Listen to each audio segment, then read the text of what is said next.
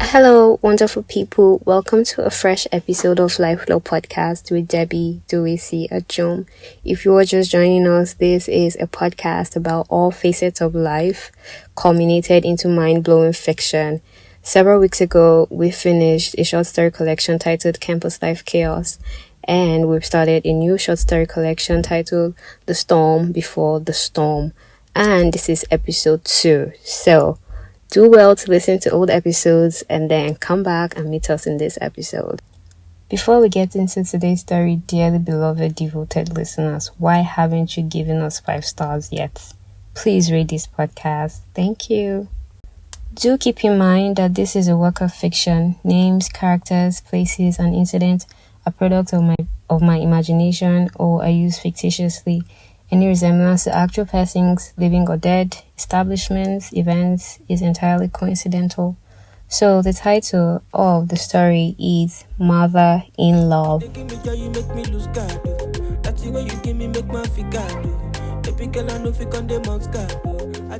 8th February. What were your thoughts when you saw me today? Personally, my brain was a tabula rasa. I waited for the butterflies in my stomach to flutter wildly, for my heart to skip a beat or two, for my legs to weaken, for my body to swoon, like it used to a year ago, but I felt nothing, just a sweet hollowness. And what were your thoughts when we passed each other without a word? Was the disarming smile on your face an invitation for me to say hello first? You blocked my number and unfollowed me on all social media platforms, remember? So no. I didn't say a word because you already made it clear that you didn't want to talk to me. I've got nothing to say to you either. 17th March. My neighbor wears your perfume. Whenever he showers and prepares to go out, I have this nostalgic moment of being in your presence, in your room, in your arms. Again, these unwanted memories drive me nuts. 18th March. I passed your house a few moments ago. I recall seeing your mother and younger siblings sitting under the huge mango tree conducting business some weeks ago. I saw them, but I didn't wave like I used to when you were in the safe confines of my life. I looked away. I made sure they didn't see me. Somehow, it didn't feel right. It hurts to act that way. I would have waved at your siblings, but not your mom. A part of me still detests her for what she did to me, for what she did to us. Yet another part of me is grateful she did it.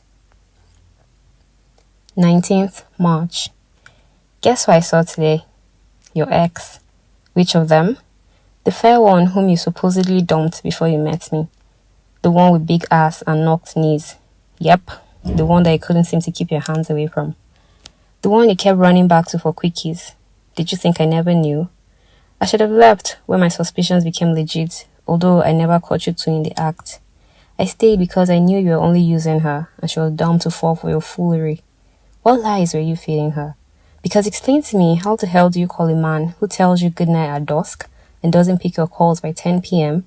A man who lives in the same town with you but only sees you twice a month and only at night? A man who doesn't pick your calls early in the morning till 10 a.m.? And a man who doesn't let you come to his house but only meets you in hotels and guest houses? A boyfriend. So yes, I could never classify her as a threat. I knew my place and role in your life. Oh, how you spat at the mention of her name. How you never seem to have anything good to say about the times you two shared together. How she was always the villain in your story. I wonder, am I the villain now? Has she passed the baton to me? Are you still deceiving her? Or have you passed the baton to another man? 20th March. I love you. I say to my sister over the phone, and only minutes later, do I hear the echo of my words in my head, but in another voice? Your voice. That was how you used to say you loved me, making a drawl on the word love. Without my consent, memories wash over me and I can't help but wonder if you ever meant it when you said those 3 words. And if you did, why did you let your mother tell you otherwise? Why did you not listen to your heart? Why? 21st March. I was rummaging through my old clothes and found your t-shirt. The white one with a brown eagle plastered on the back of the shirt.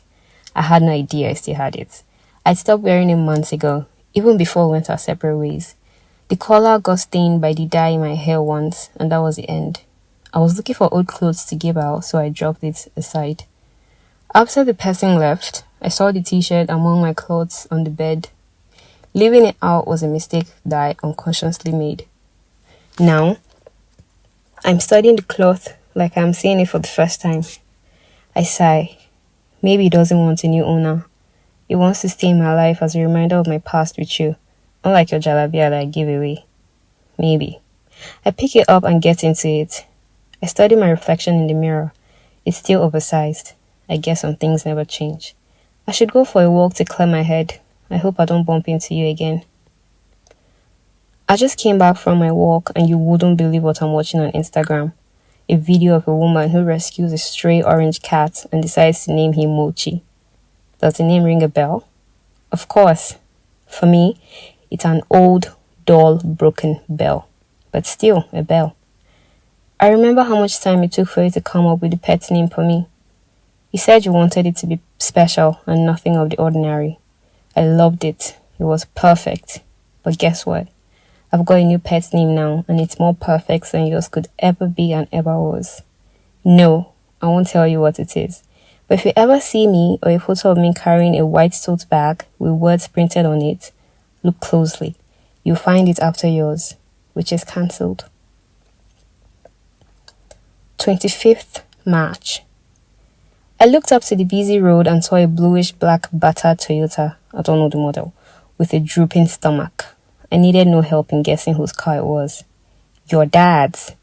He was coming out of the gate of your house. He didn't see me. I was on a motorcycle, speeding to school for I was almost late for class. I smiled at the sight of your dad's round head and smiley face. I missed him. He was the one I got along with most, even though our conversations were almost always a few words. He appreciated me and the chores I did in your house the weeks I stayed over. He complimented me whenever I washed the drums of dirty dishes every morning and left the toilet sparkling on weekends since no one else bothered to wash and scrub the stains on the tiled walls and floors. Once, I remember he told me he'd miss me when I leave because I was the only one who paid attention to the toilet. There were 4 other girls in the house, your 3 sisters and your brother's girlfriend. I'm sure you all thought I was doing it to show how much of a wife material I was, especially your brother, whose girlfriend only swept the living room after packing up their sleeping gear in the mornings. He always looked at me like I was trying too hard to please your parents. No, I wasn't. I couldn't shower freely the first time I used your bathroom because of the dirt, and the flies buzzing around the dirty plates in the kitchen almost made me sick to my stomach. I hate a dirty environment, so I took it upon myself to clean up whenever I could. I was doing it more for my own good than for any of yours.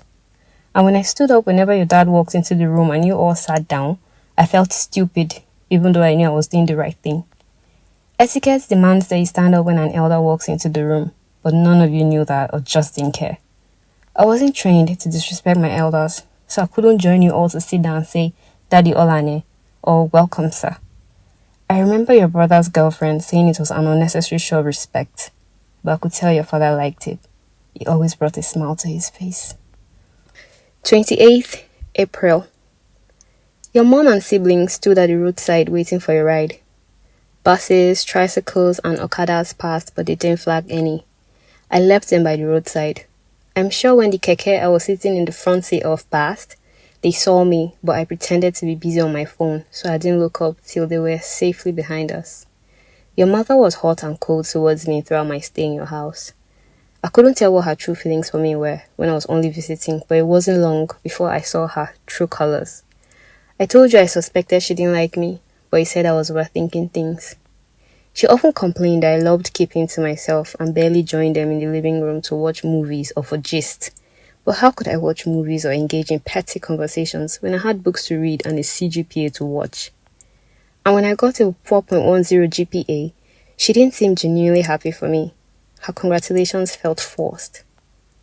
She never let me help her out in the kitchen, so I was only washing plates, then toilets on weekends. Did she think I couldn't cook? Or did she just want to claim and mark her territory?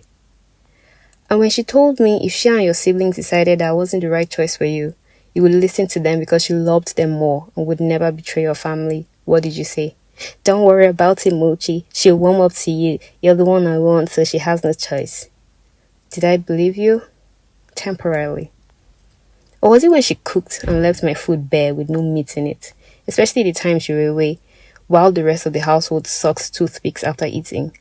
I never complained to you. I thought it was just meat and I could always eat it elsewhere even if not in your house. How she loved to jokingly mock me for being short and smallish. I would laugh at her words, but I detested them. So what if I'm short and smallish? Her son loved me just like that. She might have known the effect her words had on me deep down. Hell, she might have been saying them on purpose. But at the same time, she might have truly been joking. Either way, the damage was done already. We shared sweet moments too, but they almost certainly involved other people and not only the two of us. The only times I saw her genuinely pleased with me was when I'd left your house and used to come visiting with goodies for her. She loved McDowell and Suya.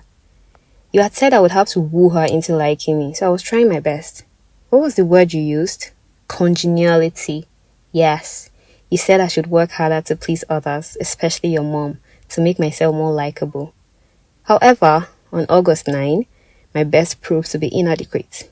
You ended things because your mother said she didn't approve of our relationship, even though she had nothing against me. Bullshit. You ended your 5 minutes voice note by saying I deserve better than to be kept in a friends with benefits zone. 1 year, 8 months, and you couldn't be a man and look me in the eyes while telling me how you had decided to hit your mother's wishes, how her choice was now yours too. I was hurt, but even more pissed. And out of all the words you shamelessly spat in that voice note of yours, all I took with me was, you deserve better.